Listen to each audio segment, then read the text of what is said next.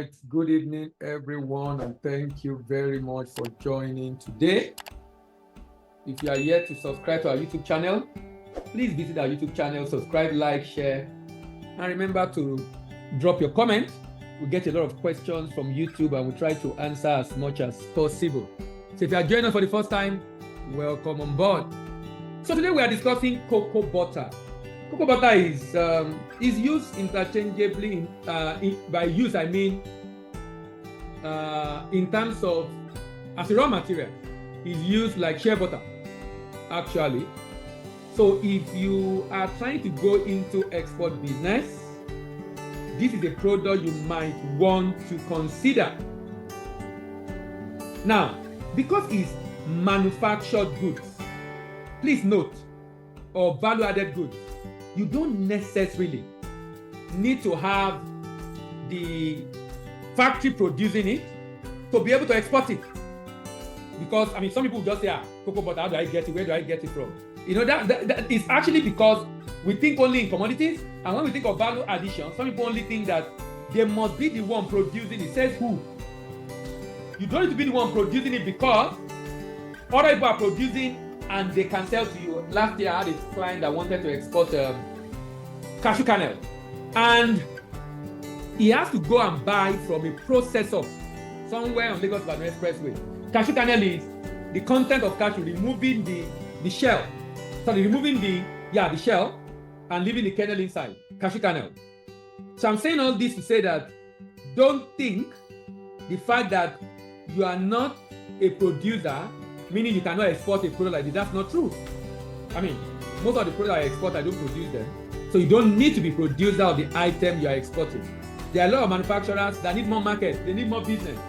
So if your export will contribute to them able to sell more, why not? If your export is going to contribute to them to be able to sell more, why not?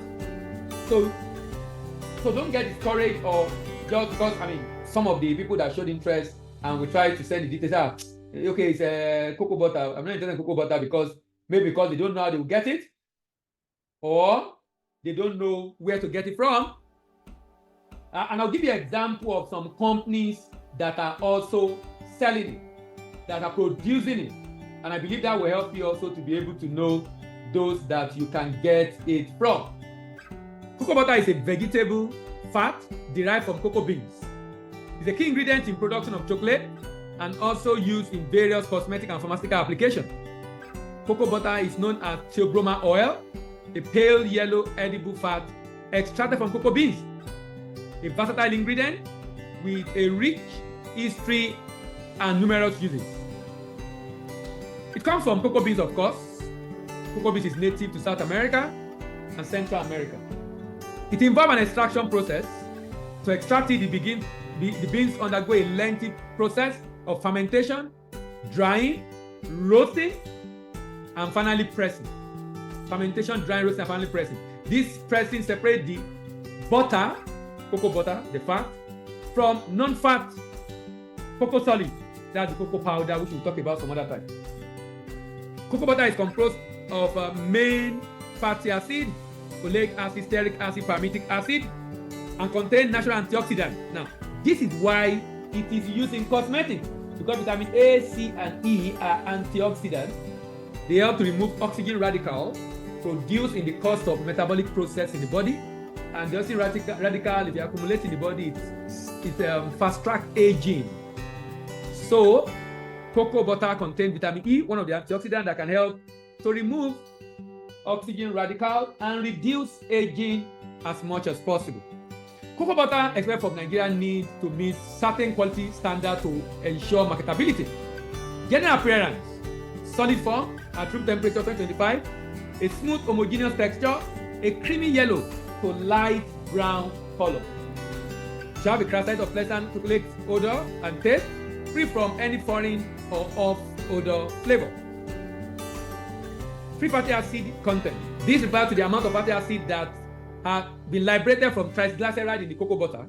The free fatty content is a crucial indicator of quality and shelf life.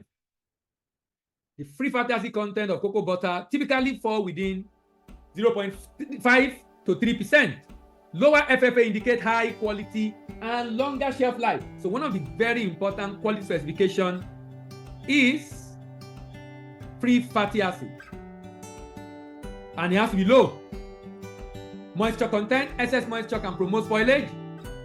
The moisture content of export grade cocoa butter is usually 0.2 to 1%. Iodine value. This measures the degree of unsaturation of the fatty acid in cocoa butter. The acceptable range of iodine value can vary depending on the specific butter type, but it typically falls between 34 and 42%. Melting point. Melting point of export grade cocoa butter typically falls between 31 to 35%. So if you are exporting, remember, what makes international trade different from local trade is the quality specification.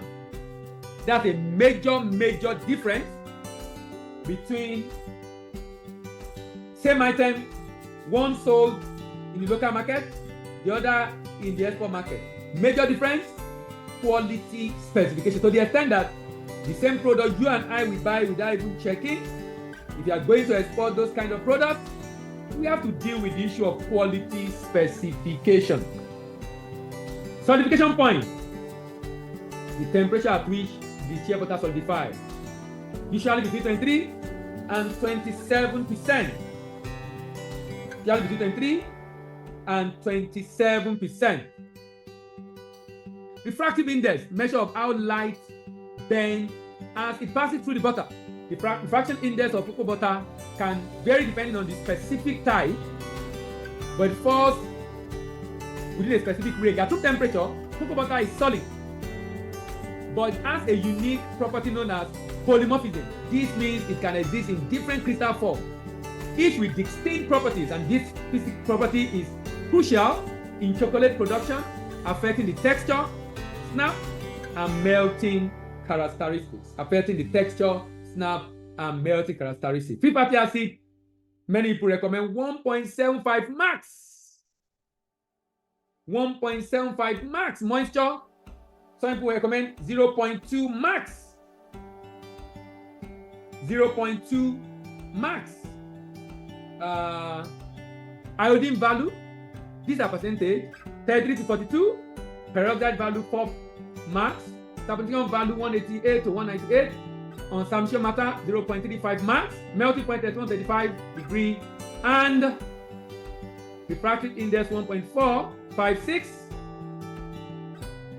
1.456 to 1.459. 1.459 is used in chocolate. Cocoa butter is a critical ingredient in the production of chocolate. Provide a smooth and creamy texture. Smooth and creamy texture that people associate with high quality chocolate. Additionally, it contributes to sheen and help prevent chocolate from melting too quickly. It's also used in cosmetics, so you can appreciate the reason why the demand is high. It's used also in cosmetics. Cocoa butter is also popular in cosmetic pharmaceutical industry due to its moisturizing properties and rich texture. It is commonly used in skincare products like lotion, creams, lip balm, believed to help improve skin elasticity and hydration. Remember I said it helps to reduce aging because of its antioxidant property, and that's why it's useful in skin, on skin rather. Due to its moisturizing property and rich texture, commonly used in skincare, lotion, cream, lip balm, and believed to improve skin elasticity and hydration. Allergies. While cocoa butter is generally well tolerated, some individuals may be allergic to it. Health consideration. Cocoa butter does contain saturated fat. It also contains monosaturated fat and polyphenol, which may have health benefits. Dark chocolate, which contains cocoa butter, has been associated with health benefits, improve heart health. Again, antioxidant properties. However, moderation is key. Cocoa butter is rich in fatty acid, which may help moisturize skin, help contain poly and phytochemicals, antioxidants that may offer some sun protection and slow skin aging. Research is ongoing, but some studies suggest potential benefit for wound healing and Ladies, stretch mark reduction. Some ladies don't like seeing stretch mark at all. Stretch mark reduction. Comparison to other fats. Compared to coconut oil, cocoa butter has a lower smoke point, but it's more moisturizing.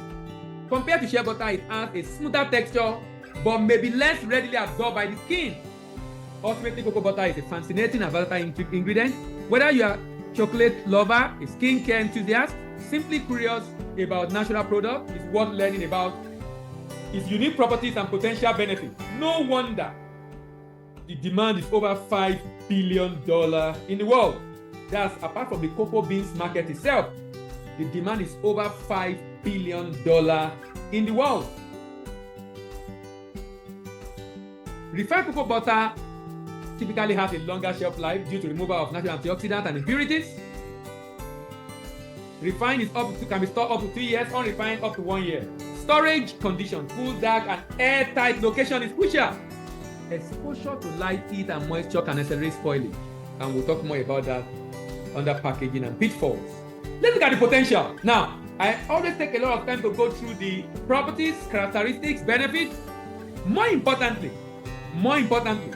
go through the uses so you can appreciate. Now, what that does for you is, so for example, by the time I show you the potential market opportunities, when you are trying to market in those countries and you're working with a rep marketing for you in those countries, if there's a huge demand in the country, then you should be asking, what are they using it for? It can be food, chocolate, can be cosmetics, can be pharmaceuticals. That means it gives you an idea of the sector in that country you need to focus your marketing effort to get potential buyers. Now let's look at it. Potential. $5.38 billion, that's the market size. $5.38 billion. African demand, 56.7. Understandably so. A lot of African countries produce it because they have cocoa. South America, $101 million. Australia, Oceania, $116 million. Cocoa butter demand in Asia, $572 million. So who are those buying this cocoa butter? Cocoa butter demand in America, $823 million. So who are those buying? 3.75%. More than almost 70%. Or more than 70% actually. Demand for this product is actually from the Europeans. So let's check. Who are those buying there then? Number one, Germans. Even though US, North America demand is low, but US demand is still very high among the North American countries. Germans are the largest importer of cocoa butter. Belgium, Netherlands, United Kingdom, France, in North America, United States, Canada. These are the major buyers. Who are the major exporters? Now, this is interesting for me. The 75% of cocoa production is in West Africa. But the question is, who are those exporting cocoa butter? Not so much from Nigeria. Cote d'Ivoire is doing about 10%, Ghana about 5%. Netherlands that does not produce is doing 25%. And majority of the cocoa are from Africa. German, same thing, 8.5%. And they do a lot of import, even though they produce themselves. France, 7.51%. So let's move on to packaging. Packaging requirements. Exporting cocoa butter requires careful packing to ensure its quality and safe arrival at its destination. Here are key considerations. Inner packing. Sealed plastic bag. This is the most common option, as it protects the butter from moisture, contamination, and consequently oxidation. Different bag thickness and types are used.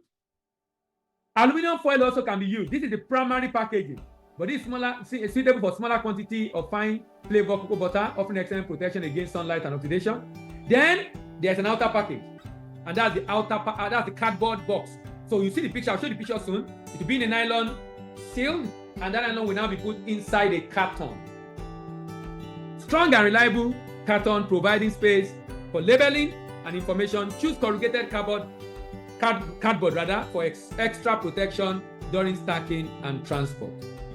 Other consideration is temperature control. Cocoa butter melt at 37 degrees. Use refrigerated container or insulated packing, if possible, so that no matter the temperature on the outside, it doesn't get inside. Especially for long journey and hot climate. Desiccant. Include desiccant pouches within the packaging to absorb moisture and prevent the growth of mold. Pallet and shrink wrap. Secure the box onto pallet with shrink wrap. Strapping for easier handling and stability during transit. Ensure clear and accurate labeling with detail like product name, manufacturer, ingredient, best before date, and the like. Regulatory compliance. Food safety regulation. Different countries have different regulation for food products. So if you research into that, in fact, the essence of the contract is for the contract to state this, including packaging regulation. Remember, the ideal packaging will depend on quantity of cocoa butter, if it's going to be bulk or packed, destination and transport mode, if it's going to be A or C, the type of cocoa butter. Consulting with packaging specialists or experienced cocoa butter exporter can help choose the most appropriate and cost-effective packaging solution. Cocoa butter, a valuable fat extracted from cocoa beans, requires specific packaging and temperature. Bulk shipment, large quantity are typically shipped in dedicated food-grade tanks within container or flexi tank inside container. Drum, steel and plastic drum of various sizes are used for smaller shipment or higher grade butter requiring extra protection. Blocks, for specialty or high value butter, it might be molded into blocks and wrapped in food grade foil or wax paper before being packed in carton. A 20-foot container will hold about 18 to 22 tons depending on the tank, flexi size, or weight restriction. The number of drums per container, if you are using drums, 75 to 80 drums, that's about 15 tons for 200 kg drum. For 300 kg drum, 50 to 55 drum, implying 15 to 16.5 tons. The quantity depends on block size for block and carton crate dimension. Maintaining controlled temperature throughout the journey is important. Ideal temperature is 30 to 32. Excessive high or low temperature can cause melting, solidification, and fat bloom, impacting texture, and of course, impacting the flavor. Impacting texture, and of course, impacting the flavor. Refrigerated containers are often used, especially for long journey. Store butter in opaque container. Avoid storing them near sources like oven. Keep container tightly sealed. Consider portioning large quantity to smaller container. If you notice any change in smell, it's better to discard the butter. If you are looking for where to buy in Nigeria, here are some producers: FTN Cocoa, Plantation Industry, Cocoa Products, Nigeria Limited, Olam, and Cocoa Industry Limited. So there are people producing already in Nigeria. We'll go on a short break. In the heart of the bustling city, a determined entrepreneur named Lucky dreamed of taking his product to the world in order to earn foreign exchange. However, the daunting world of international trade left him feeling overwhelmed. It was then that he stumbled upon the 3T Impex Export Mentoring Program. Little did he know, this discovery would change his life and business forever. Through the program, David was immersed in a world of invaluable export trade resources and personalized advisory services. He gained insights into global markets and learned to secure lucrative export contracts from eager buyers. With 3T Impex by his side, he navigated the maze of international payments and expertly handled pricing and documentation, emerging with a deep understanding of mitigating payment risks. As he successfully orchestrated the seamless logistics of shipping his goods to distant lands, Lucky's confidence soared. With a triumphant smile, he realized that he had become the master of export trade business. Do you desire to be like Lucky? Then join the next cohort of the 3T Impex Export Mentoring Program today. Then call 080920000424, 080920000424. All right. If you are yet to if you have not heard about the Export Novice to Export Legend program, it's a capacity building and mentoring program that enables us not just train, but work with you to implement what you are learning as you commence your journey to export business. If you're interested in learning more about export, reach out to us on that number, 0809-2000-424. 0809-2000-424. Yes. Paperwork, documentation. Paperwork, documentation. Now, when you're trying to export, For example, if you're exporting from Nigeria, there are two major documents. There's pre-export document, there's post-export document. In Nigeria, you need to open NXP, irrespective of what you're exporting. You open your NXP on the tradesystem.gov.ng, process your NXP, attach pro forma invoice, attach export certificate. The company has to be limited liability company. And in the process of export clearance, the inspection agent will issue single good declaration and clean certificate of inspection. For the post-export document, you have commercial invoice. You have commercial invoice issued by the exporter, showing the description of goods, total value of goods, unit price, packing list showing the weight, dimension of packing, bill of lading showing detail of consignee, origin, destination, port. Some countries require certificate of origin. Certificate of origin, you get that from NACIMA in Nigeria, bill of lading from the shipping line, invoice and packing list to be issued by the exporter on its letterhead. Export declaration, that's the NXP in the case of Nigeria, that's the export application form. All this will be required. Then, of course, inspection certificate issued by an independent inspector. Now, remember we talked about quality specification. Remember how important fatty acid was? And moisture content? And contaminant? This is why there will be need for a third-party inspection to check the quality. And that inspection will issue a certificate of analysis showing the specific chemical and microbiological parameters. Other permits and licenses, depending on the country. Some countries might require phytosanitary certificate, even though, in my opinion, I don't think it's necessary, but some countries might say require it. So pay attention to country-specific requirement, and that's the whole essence of signing an agreement. Because it's a value-added product for food, NAFDAC will be required. And remember, if you're exporting from Nigeria today, if you don't have the requisite document, even though they used to overlook it, because of the level of rejection of Nigerian product, please ensure you identify the document required from the inspection agent in aeronautic technology. And ensure you have that document before you go to the port. So your good does not arrive at the port and you're having issues for documents you should have been in your possession before the good arrived at the port. Very importantly. Very, very important. So let's look at the process, the step-by-step export process for cocoa butter. Number one, preparation. The preparation involves learning like this about cocoa butter to know exactly what is required of anybody that wants to export cocoa butter. Preparation. At the point of preparation also is the point of export readiness. In the process of preparing to export cocoa butter, you should assess your readiness. Cocoa is an expensive product. Cocoa butter is a more expensive product. So you need to know what is the price and the quantity required. And you know cocoa is very expensive right now. I mean, this year has been good. This is a very good year for cocoa people. I mean, good old cocoa beans. Very good year. Very, very good year. Promotion. After you are ready for export, you will know what to do and how to promote. Readiness also involves having the funding to do the promotion or having the funding to engage and oversee sales rep to be able to do the marketing and sales in the export market. Typically about 1,000 to 1,500, and payment will be made after the rep have delivered. Promotion.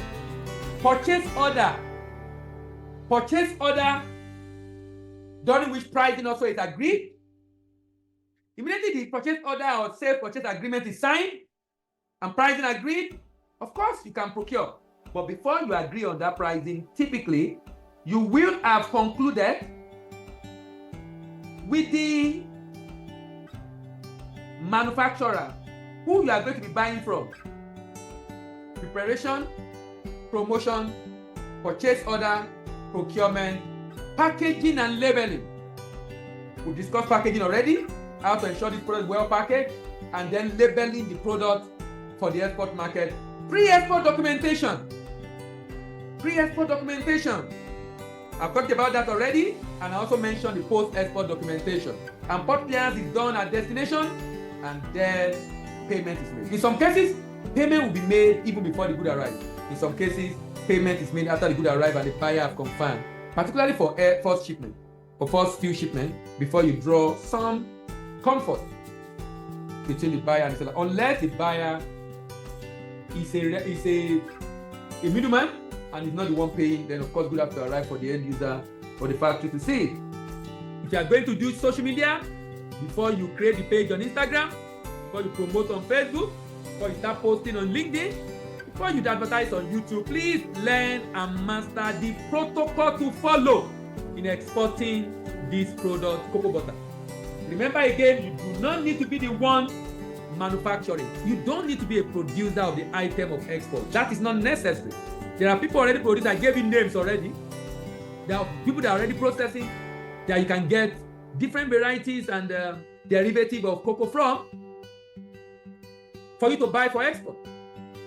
You can decide to do B2B portal, pay on portals online where buyer and seller are connected together for a fee, or buy data from database company,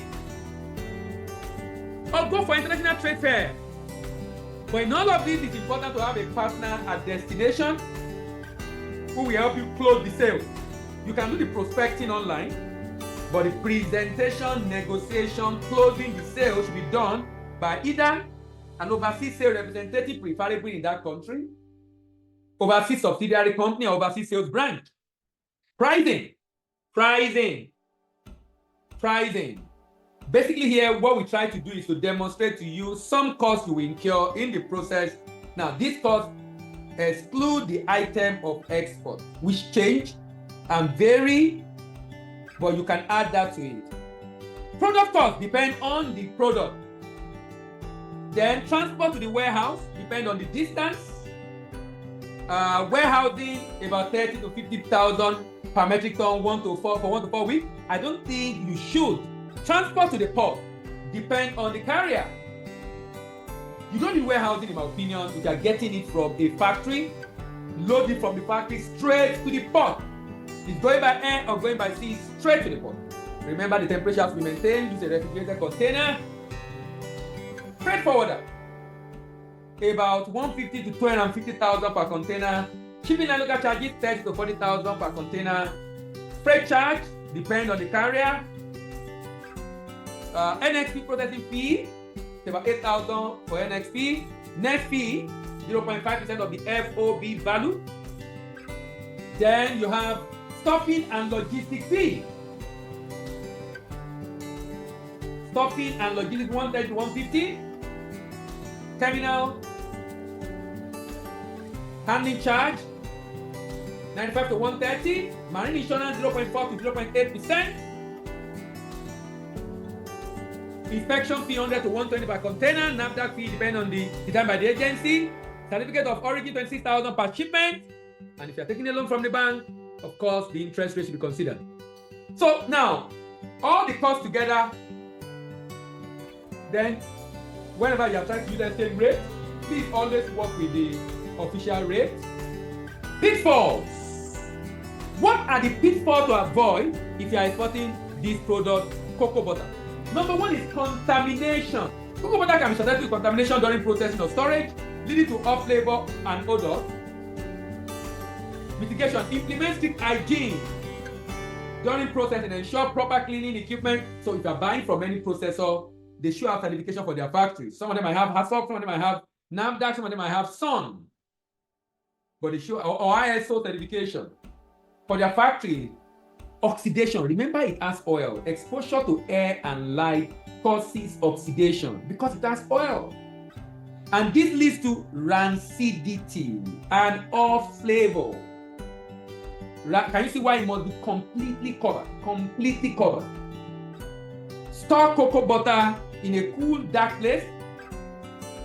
Use airtight container to minimize exposure to oxygen. Antioxidant may also be added to extend the shelf life. Temperature fluctuation. Drastic temperature changes can affect the texture and appearance of cocoa butter, leading to blooming or crystallization of the butter.